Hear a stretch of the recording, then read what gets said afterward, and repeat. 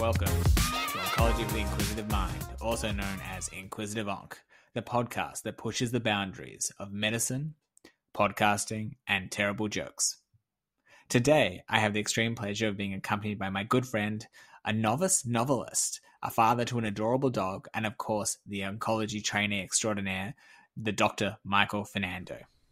Michael gave me free rein to introduce today, and I'm so very excited to introduce our topic today, which is gastric cancer and esophageal cancer. And I'll never give you that free rein again, Josh. I'm joking. That was a great introduction. How are you doing? I am doing very well, thank you, Mikey. And we managed to get to the actual topic within like 30 seconds, so I think that's a pretty good start. That's a record, although it doesn't beat my Richard Nixon cum Spock impersonation from a few weeks ago. But I understand this is a what have you done lately for me type of podcast, and so I might just have to give you the introduction job full time. You never know. Maybe. I mean, it was probably a lot easier for me to write mine than for you to research yours.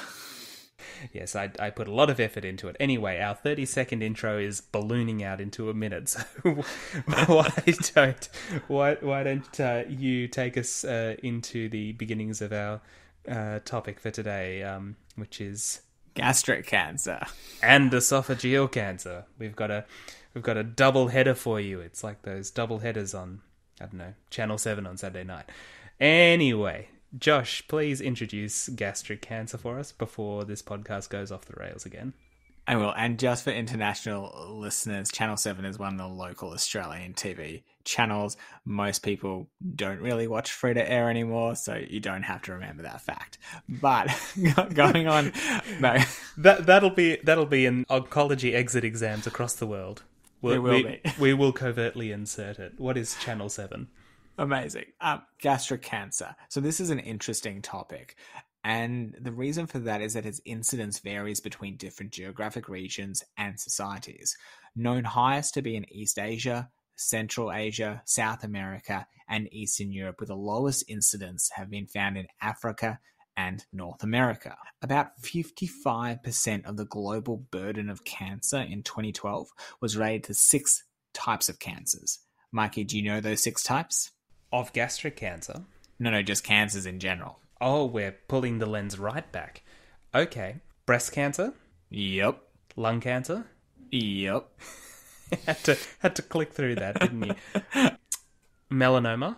Well, no. I mean, melanoma is really high incidence in Australia, probably not globally. I'm showing my Australian bias there. You are. Colorectal cancer? Yep. Prostate cancer? Well, maybe now because it's 10 years since this data came out, but we're going to say potentially. All right, so 6, potentially 7. Yeah, so the other 2 are gastric and liver cancers. I figured I was going to lead up to gastric cancer as part of your build up to the topic, because yeah. So a very pertinent cancer is what you're trying to say. Very pertinent. So of them, gastric cancer was the most common type of upper GI cancer. Within gastric adenocarcinoma, there are 2 main histologic subtypes, and these include intestinal type, which is generally a similar histology from the GI tract, and the less common diffuse type. The second types are characterized, so the diffuse type is characterized by the lack of intercellular adhesions, leaving them unable to form glandular structures. The absence of these adhesions is due to the germline mutation in cell adhesion protein E-cadherin. And Mikey, I'm sure you've seen it on those histopathology reports. They always look at E-cadherin. Yeah, that's very true. To be honest, though, I don't even pretend to understand most of what our pathology colleagues write in those histopathology reports. Far too complex and detailed for me, but I have definitely seen E-cadherin in those reports for gastric cancer. What Michael is saying is that he actually knows it all and he's just trying to be really nice. I'm pretty sure it was the opposite of that, but I'll take credit for it then. Amazing. So one systematic review found that there were 52 different risk factors that for gastric cancer that can be classified into about 7 or 8 subtypes. So that's lifestyle, diet, genetic predisposition, family history, treatment and medical conditions, infections, demographic. Okay, there's far more than 7 here. Occupational exposures and ionizing radiation. Of those, the most important is actually H. pylori and a family history of gastric cancer. While digging further into these risk factors, because they're so broad, that could be absolutely anything. When you look at diet, think of high salt and salt-preserving foods. Other factors include obesity, smoking, surprise, surprise there, that's everything. Mining, such as those that mine coal and tin and are exposed to that. Metal processing, rubber manufacturing, alcohol, people from low socioeconomic status, and also prior gastric surgery. You can really see how the demographic data and the epidemiological data marries up with the risk factors there, can't you? I mean, low SES, mineral and rubber manufacturing and refining and those sorts of occupations, smoking, obesity. If you overlaid one map of the risk factors and one map of the demographic of gastric cancer, I'm imagining there'd be a fairly close match. 100%. And if you look even places where are probably very high in their resources, so when I say like mineral resources like America, they probably have very good protection for their miners. Australia, these places protect their miners, whereas the low SES might not as much and would definitely not have the same protective equipment that unfortunately the Western world or the more developed countries do. Another thing is that screening is not widely performed, except in countries that have very high incidences. So this includes Japan, Korea, Venezuela, and Chile. I thought that was cool. Clinical features are pretty hard to know, and thus people generally present with advanced disease. This is in about 50% of patients that will have disease that extend beyond local regional confines of presentation, and only half of those who have local regional tumor control can actually undergo curative resection. So that's a quarter of patients with the cancer can actually potentially undergo resection. Of the total cohort, about 25% of patients will have a history of gastric ulcer, so that's interesting. And other symptoms they might experience, general stuff, so weight loss, dysphagia, nausea, early satiety, so feeling full. They might have a bloated abdomen from ascites, enlarged ovaries, such as a Krockenberg tumor, which you can get. This is a long intro, isn't it? You've used up all of the time you gained from lacking a very flowery historical introduction, Josh. Yeah, well, they might actually remember something. Probably more relevant, though, yeah. I'm hoping so. When gastric cancer is treated before spreading beyond the stomach, the survival rate, 5-year survival rate is great, it's 70%. But once it spreads, this drops to about 30%, right? So already a big problem because most people present with locally advanced. One of the largest studies that looked at perioperative chemotherapy was actually the MAGIC study. We're not going to talk about that in too much detail today, but for those who are interested in reading, it's the Medical Research Council Adjuvant Infusional Chemotherapy Study. Although I did have a very senior GI oncologist once tell me in no uncertain terms that MAGIC was dead in terms of its practical applicability. Look, it is dead, but this trial literally came from MAGIC, right? Because that's the reason they did this trial. So I wanted to give a preamble about. So if you're looking at a developmental genealogy of the trial that Josh is going to be talking about, look at MAGIC first. That's it. So 500 odd patients with a locally advanced resectable esophagogastric adenocarcinoma were treated with 3 cycles of epirubicin, cisplatin, and fluorouracil.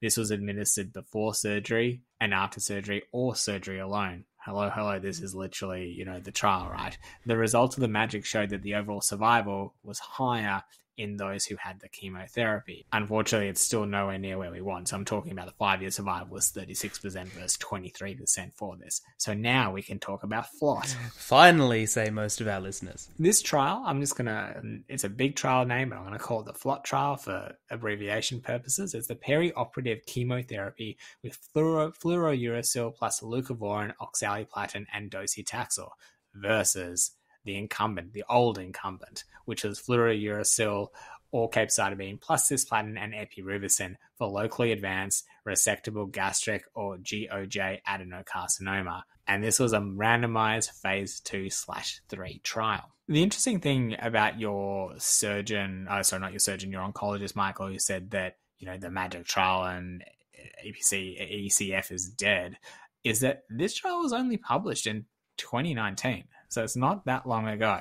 Well, I guess no matter how recently a trial is dead, that doesn't change the fact that it is dead. Okay.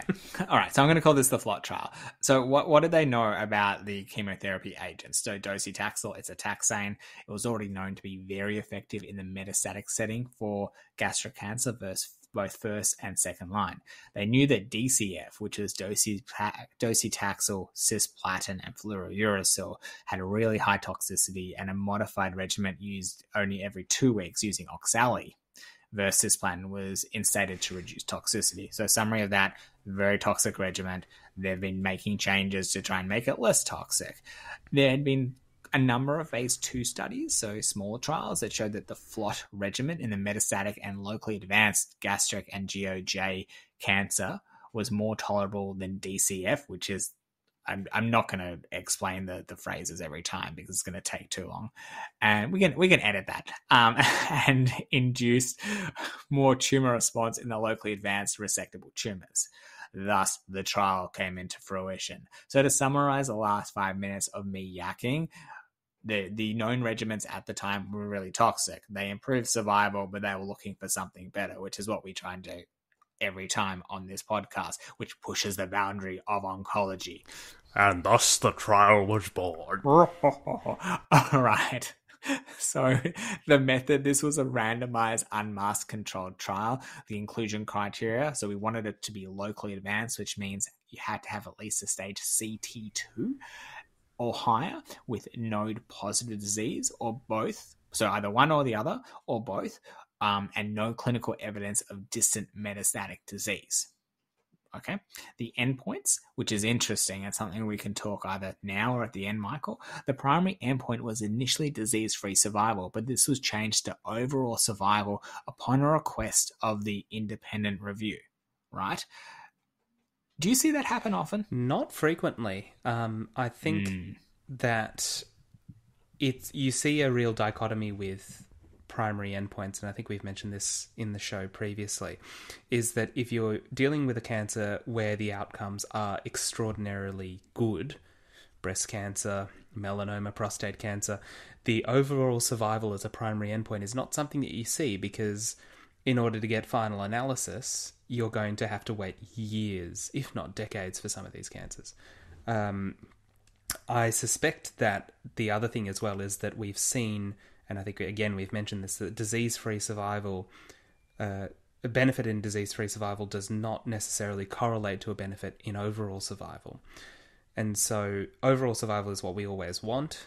It is the gold standard endpoint, and I think it's actually very good that this shady, backroom, independent evaluator actually asked for that to be changed, because I think overall you're going to get a higher quality study looking at overall survival as opposed to DFS. I don't know how shady they were. It was the German Cancer Aid, probably, society. So shady, just so shady. Okay, so people were randomized to either ECF or ECX, so that was the epirubicin with either fluorouracil or capecitabine, that's what the X stands for. And there was lots of stratification that went on, including their performance status, their node status, their age, what type of gastroesophageal type they were, and there were about 700 odd patients that underwent randomization. So the incumbent chemotherapy regimen of ECF was administered every 3 weeks, and the new frontier, perioperative chemo FLOT was given every 2 weeks. I don't think I've ever seen incumbent used to describe a chemo regimen. But it's true, right? Everything's an incumbent until something new comes along, and then they're like, "Is this going to be a better option?" It's true. It's just a very strange way of saying standard of care. Standard of care, the incumbent. Incumbent standard of care. All right, let's keep going. So they had their treatment for FLOT. They had 4 cycles. They were then given surgery about 4 weeks post their last cycle of chemo, and that is still true today, at least in Australia, and I suspect also internationally, that you would have a short time frame from completion of chemotherapy to surgery. Otherwise, you might lose all that benefit. The median age was generally in the 60s for both groups, and those under 60 was 44%. Those sort of above 60 was about sort of 50%, give or take. Men, definitely a predominance here, 75% in each cohort of patients. And ECOG performance status, most were pretty good. So 70% in about both was 0, and 29 to 31% had an ECOG of 1. When looking at the tumor stage, I'm just going to talk about the T-score here. Most had a T3, so 70 to 75% had a T3, so pretty large tumors here, and 80% in almost both cohorts had node positive. This goes back to that initial fact I was telling everyone, that a lot of people present with locally advanced disease. Which, from a trial perspective, is good. I mean, you're not selecting patients that are T1 or very small tumours. You are selecting the higher risk of recurrence, higher risk of progression patients who you're going to see a benefit from. Exactly. And although this was the inclusion criteria of locally advanced, given that most people were T3 rather than T2 actually diagnosed at a later stage. Other things to note, 28% of patients had signet cells. Mikey, do you know the implication of having signet cell rings on your histology? We're going to talk a bit about histology, which you and I both love so very much. The implication is bad, is my memory. Correct. Bad. So it's a rare disease entity often characterized by early age of the onset and sometimes heritable genetic mutations, poor prognosis, due to diagnosis at a late stage. And the other thing is the difference between diffuse type histology and those with intestinal subtype histology subtypes. The intestinal did better than the diffuse. Just to remember that if you're looking again at histology. Of the patients, 37% of patients in the ECF group and 46% of the patients in the FLOT group completed all allocated cycles. The most common reason for discontinuation of the chemotherapy was disease progression, lack of efficacy, or death in 21% of the ECF group and 13% of the FLOT group. Remember that. So this is already showing that. Mikey, any questions so far before I keep talking? Not particularly. I'm sure you'll get really deep into the toxicity data in a moment. Yeah, I'll talk about lots and lots of fun things. Well, if we keep moving on, we can then talk about a high proportion of stage YPT1 tumors were in the FLOT group than in the ECF group. So we're talking about 25 versus 15%, which is statistically significant. When we talk about YPT1, that means the tumor is less than 2 centimeters. And a high proportion of tumors had YPN0 in the FLOT group than the ECF group. So that's 49 versus 41% of patients. With respect to that primary outcome we were talking about, so median overall survival, so 35 months in the incumbent or standard of care, which is the ECF group, and 50 months to not reached in the FLOT group with a hazard ratio of 0.77. That's really good that it wasn't reached. They didn't reach the upper limit. Yeah, really good. And the estimated overall survival at 2, 3, and 5 year in the ECF group was 59, 48, and 36% versus 68, 57, and 45%. So if you look at that 5-year mark, that's 36% in the ECF group and 45% in the FLOT group. So it's just better. It's just better. The disease-free survival, the hazard ratio is 0.75 as well. Toxicities. The next part of my chat. There were toxicities in both cohorts of patients. Diarrhea, grade 3 or grade 4 toxicities higher in the FLOT, so 10% of patients had grade 3 or 4 versus 4% in the ECF group. Of other notable things is emetogenesis was higher in the ECF group, about 29% in grade 1 or 2 and 8% in grade 3 or 4 versus 32% plus 2, so 34%, but still relatively close. Nausea was slightly high in the ECF group, and I think the summary of really all of the toxicities is that there were quite a few toxicities. Is there anything else, Mikey, we need to kind of really talk? I guess peripheral neuropathy is something to chat about, especially in the locally advanced, potentially curative patients. Grade 1 or grade 2 peripheral neuropathy was 34% in the ECF group and 64% in the FLOT arm. Which is a very FLOT arm. You are getting probably an overall higher exposure to the drug because it's perioperative. So pre and post-operative. that is something that is very important to consider. As you said, these are patients that, practically speaking, we know probably have a better than even chance of not being cured in the long term. But at the same time, we are looking at fairly good outcomes, fairly good chance to get to 5 years, and so you do have to temper your aggressiveness if they are starting to exhibit things such as peripheral neuropathy. The other thing as well, we talk about peripheral neuropathy really in two major classes of chemotherapy, the taxanes and the platinums. FLOT obviously has both a taxane, docetaxel, and a platinum oxaliplatin, so you are going to get significant peripheral neuropathy from that perspective. But at the same time, it is important to note that particularly with platinums, in this case oxaliplatin, the peripheral neuropathy has a greater chance of being permanent. So taxane neuropathy tends to resolve, stereotypically speaking, whereas oxaliplatin, you are much more likely to have much more permanent or long-lasting damage to those peripheral nerve endings, which again should inform the clinical decision about whether to continue, whether to pause, whether to dose reduce, all of those things that we're confronted with almost on a day-to-day basis. Definitely, it's a day-to-day basis, and I think when you're an oncologist, you're not paid to give the chemotherapy, you're paid to manage the toxicities.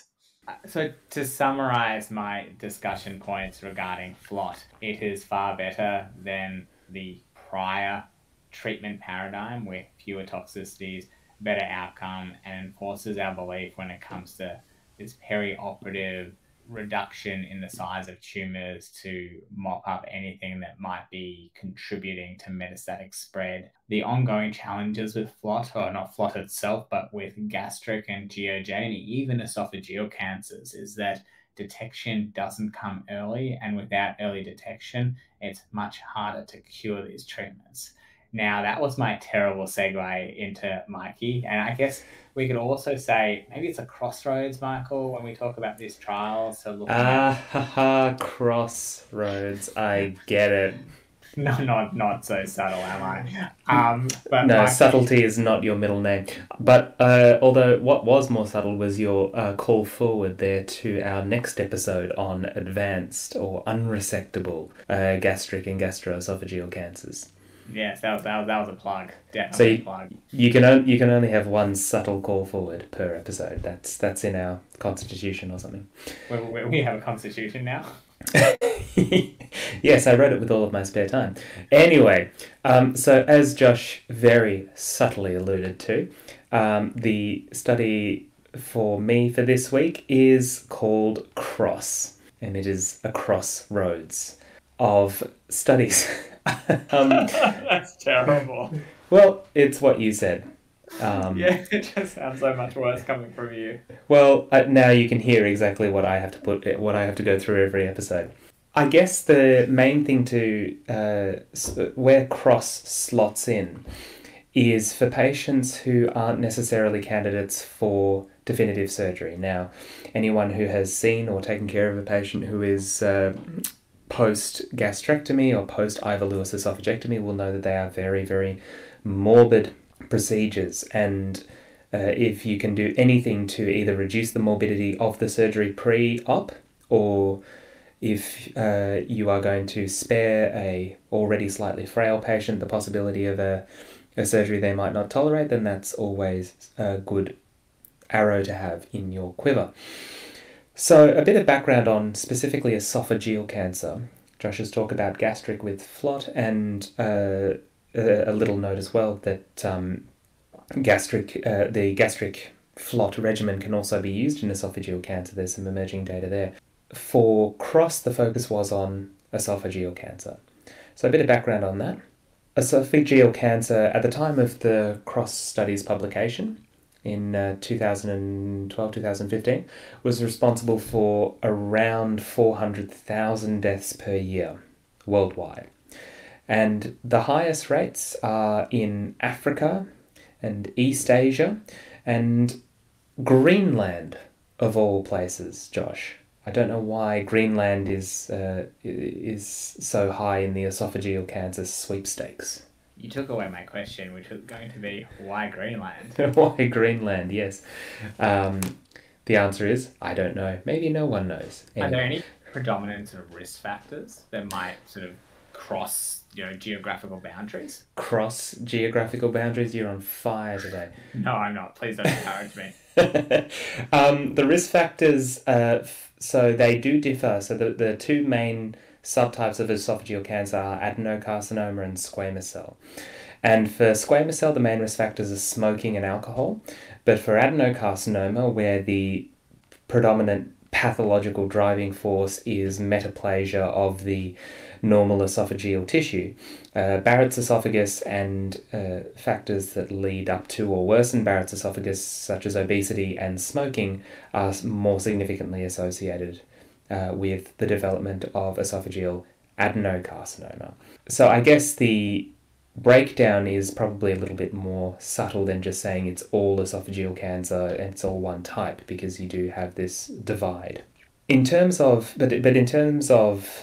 the actual percentages between those two, the incidence of adenocarcinoma has been rising now for a number of years and accounts for approximately 60% of all esophageal cancers. Mikey, I know we've gone past the risk factors, but I was very curious, and I've done a little bit of Googling, everybody, and there's an interesting article from 2020.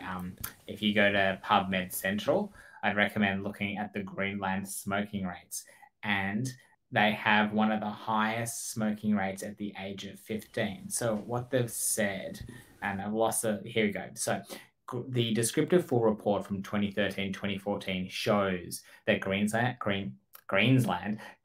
not Queensland, everybody. Not Queensland, no. Greenland has the highest prevalence of 15-year-olds who smoke at least once a week, which is 51%, which is more than 4 times the average of all the countries involved. So that's really interesting. There are some other stats here. It shows that 43% of adolescents reported to smoke every day, which is crazy high. Very high. Must be because it's so cold. Maybe. So yeah, well, Josh has just answered the one burning question of this episode, which is why is esophageal cancer such a problem in Greenland of all places? Mystery solved. Mystery solved, and the world can continue spinning. So we spoke briefly about the importance of early detection and early treatment with predominantly surgical techniques in order to prolong survival, but even patients who have surgery up front for esophageal cancer have quite poor outcomes, in that 25% of patients have a microscopically positive resection margin, also known as an R1 resection, where there's some residual tumour left, and the 5-year survival rate is 40%, which is fairly terrible for an early stage cancer, especially given that in some other tumour streams we're getting 5-year survival rates that high or higher for metastatic disease. The likelihood surviving 5 years, according to a recent Australian statistics, is about 23%. And there's a strong male predominance, coming back to risk factors, Josh. Maybe there's more men in Greenland, but it's 2 to 3 times more likely to affect men than women, possibly because there's a correlation between the risk factors and being a man. So in terms of the study design of CROSS, patients were aged 18 to 75. So unlike a lot of these studies, there is a... Yes, Josh. Josh is... Sorry, guys. Josh has Googled something else again. I have. So in Greenland in 2021, looking at the population ratio, it actually declined by 339 people. But what they did find is that there are predominantly more men than women in Greenland. So that's 1,126 males per 1,000 females in Greenland, which is higher than the global sex ratio. So people are tuning into this episode thinking, you know what, I'm seeing a patient with esophageal cancer, I need to learn or refresh my esophageal cancer knowledge, and they're just getting some bonus knowledge about Greenland. But now you can drop this in your next MDT when they're talking about, it's really interesting, esophageal cancer and the places where there's a high incidence. And you'll be like, guys, I know everything to know about Greenland. I've done significant demographic studies on Greenland just for this episode. It'll be your time to shine, dear listener. I will be silent from now on, Mikey. Ah, thank goodness. So coming back to, at long last, coming back to the actual study that we were talking about after a very long detour to the frigid north. So patients were aged 18 to 75 years old, so unlike a lot of studies that we see, there was an upper age limit. They had to be ECOG performance status of 0 to 1. And interestingly, one of the inclusion criteria that they had to have had a 10% or less loss of weight. So they had to have lost 10% or less of their previous body weight. And I guess that partially factors into their ability to tolerate the treatment, and also likely has an impact on their underlying ECOG status. So someone who's lost 20 or 30% of their weight is less likely to be ECOG 0 to 1. It was quite a broad study, given that we've spent the last half an hour talking about the different types and the different places of esophageal cancer that esophageal cancer can be found. So it included patients. in case you'd forgotten in the last 5 seconds. So it included patients with both squamous and adenocarcinoma, as well as a large cell undifferentiated cancer of the esophagus or gastroesophageal junction, which probably accounts for a very small percentage of cases, and I don't think really has much bearing on the end result. In terms of the actual tumour, the upper border of the tumour had to be 3 centimetres below the upper esophageal sphincter, and the clinical stage had to be, or could be, a T1 to 3 and N0 to 1, so locally advanced but definitely not metastatic. In terms of the actual treatment, so patients were given carboplatin and paclitaxel, and in terms of the dosing, this was actually a weekly dose, so it's not like the 3 weekly doses that are much higher that we give in, say, for example, lung cancer. So this is an area under the curve of 2 for carboplatin as opposed to 5 with other 3 weekly regimens, and a paclitaxel dose of 50 milligrams per metre squared. And this was combined with a total radiation dose of 41 grays in 23 doses or fractions. And the comparator arm was just surgery alone. So patients either had upfront surgery or they had this neoadjuvant chemoradiotherapy followed by surgery. The primary endpoint was overall survival, and secondary endpoints were progression-free survival, safety, and disease recurrence. In terms of the patient demographics, so there was 368 patients in this study. And the median age was 60, as is typical with esophageal cancer. There was a significant male predominance of 75 and 80% in the 2 groups. The majority of patients were adenocarcinomas with 75% representation. And I guess this likely reflects something that I didn't mention before, which is the usual position or location of adenocarcinomas as compared to squamous cells. Because squamous cells are so associated with smoking, they tend to be much higher up in the esophageal tract. So if you have a mid or upper esophageal tumour, you can bet bottom dollar that will likely be a squamous cell cancer. However, because the adenocarcinomas, as we mentioned before, are associated with reflux and the cellular changes that are associated with that, they are much more in the distal third of the esophagus. So the majority of patients had T3 primaries, and the majority of patients also had nodal involvement as well. So they're not selecting, much like in the FLOT study, they're not selecting the patients that are just going to do well regardless of what treatment we throw at them. So in terms of the initial results, so 91% of patients received all of their chemotherapy and 92% of their patients received all their radiotherapy, which, Josh, I think, we sometimes talk about how in trials patients, they're frequently much fitter, and so they're able to get their treatment in, they're able to tolerate it, and then we try and apply that to the general population, and we see much more patients, a greater proportion of patients just falling to pieces. But I think In this case, the percentages that we see, the vast majority of patients being able to get through all of their treatment sort of reflects our clinical practice. Would you agree? I would agree. The other thing is the carboplatin dose is quite low. It's 2 AUC. And like head and neck cancers, it's usually used as a sensitizer for the tumor itself. I would be interested to see, we're going to get into this, but I have noticed with my esophageal patients, they generally tolerate cross pretty well. I agree to your question. I guess the thing is, it's just interesting because all my head and neck patients who they have, just cisplatin, they just struggle at the end of their treatment. A lot of them need hospital admissions. A lot of them get pegs as well, so just tubes into the stomach for sort of parenteral feeding. Sorry, enteral feeding, not parenteral feeding. That doesn't make sense. Uh, and yeah, it's crazy that you're right. Like with these stats and what I've seen in real life, they just seem to tolerate the treatment, get some discomfort, but overall do pretty well. I would say that's anatomical as well.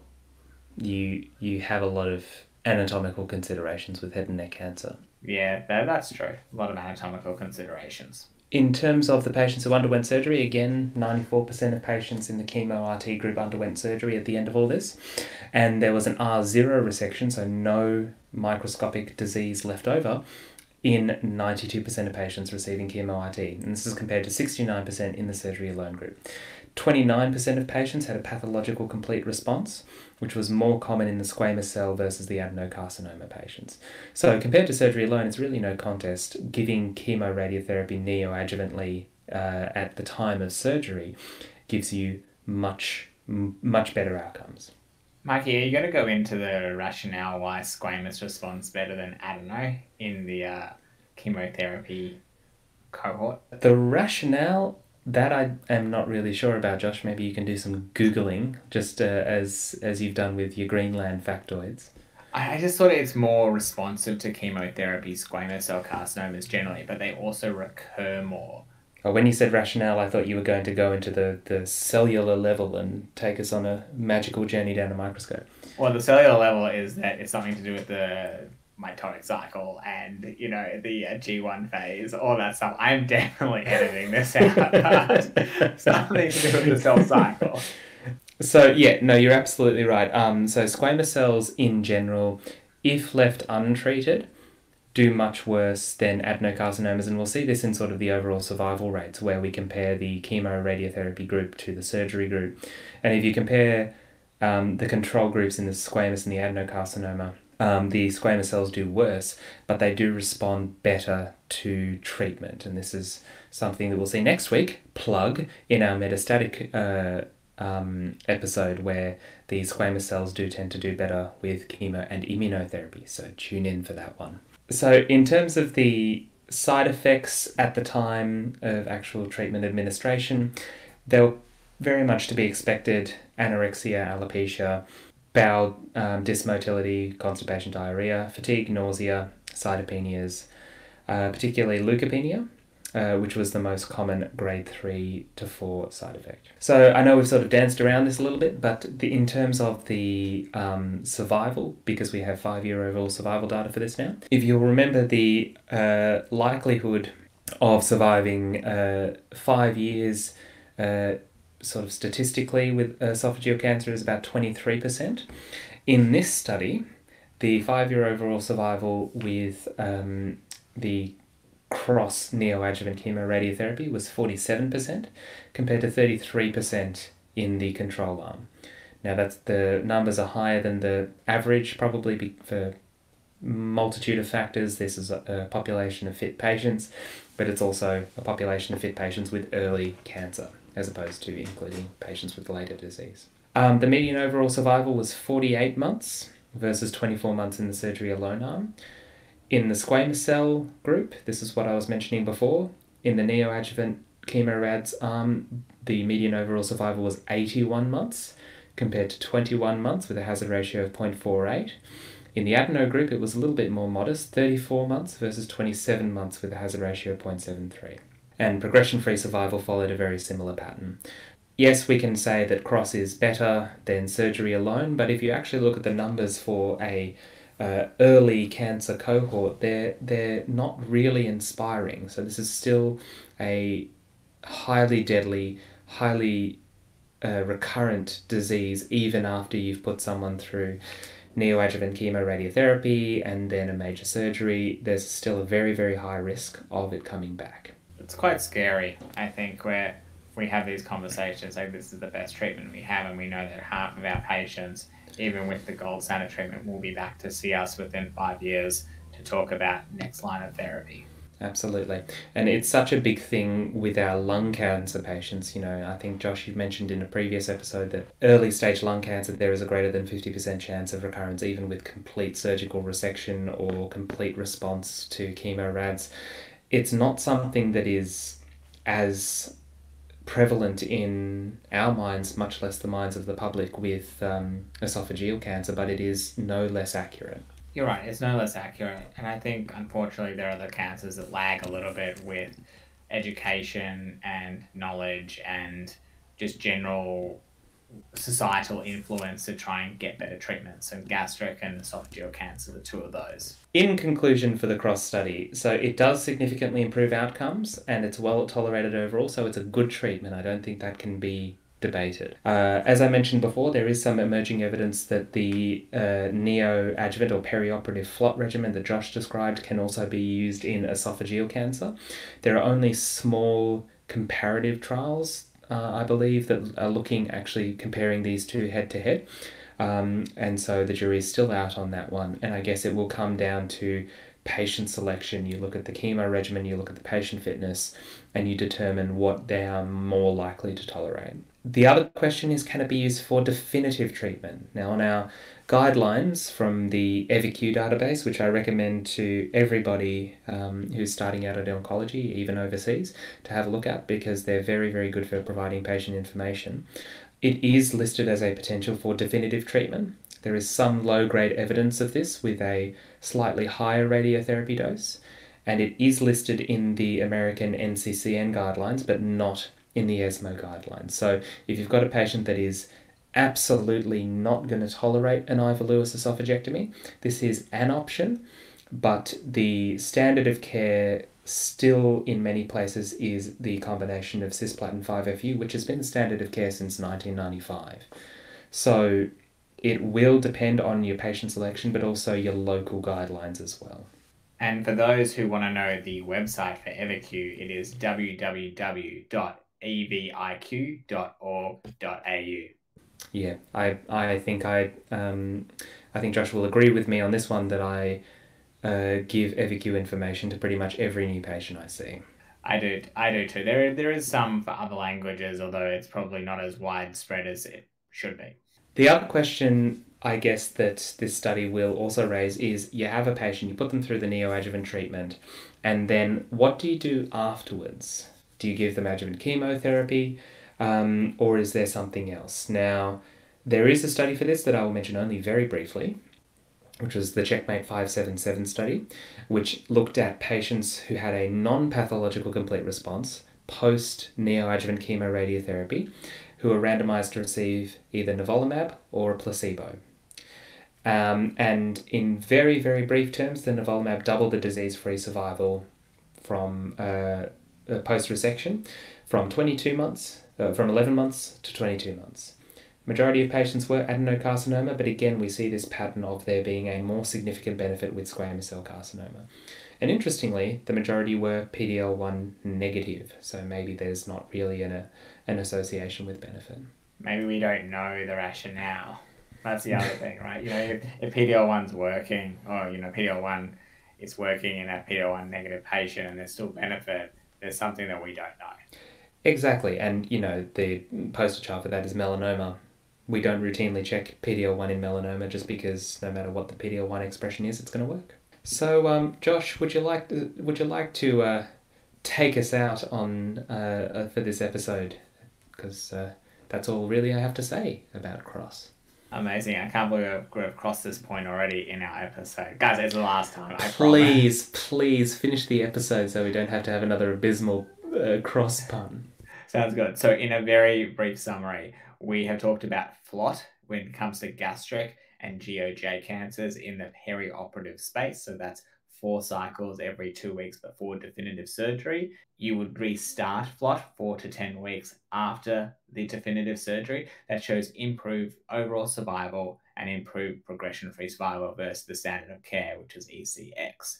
With Michael's cross, and he's cross at me for mentioning cross so many crossing times, that too was primarily esophageal cancers, but also had some GOJ cancers. And you saw that there was better tolerability. Most people managed to complete their perioperative treatment and there were better outcomes. But both studies have highlighted the need for better treatments because a lot of patients, despite having good pathological response, will recur. To cross this off our list.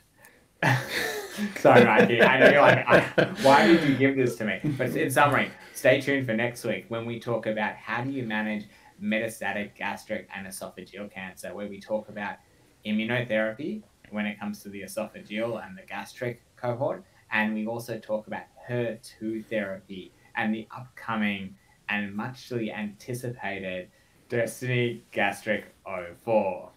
Stay tuned. And we promise there will not be a single cross pun. There will not be a single. Josh is banned from cross puns for the rest of time. Okay. Don't worry, there's only one cross across the study, so we're fine. See you next week, guys. Bye-bye.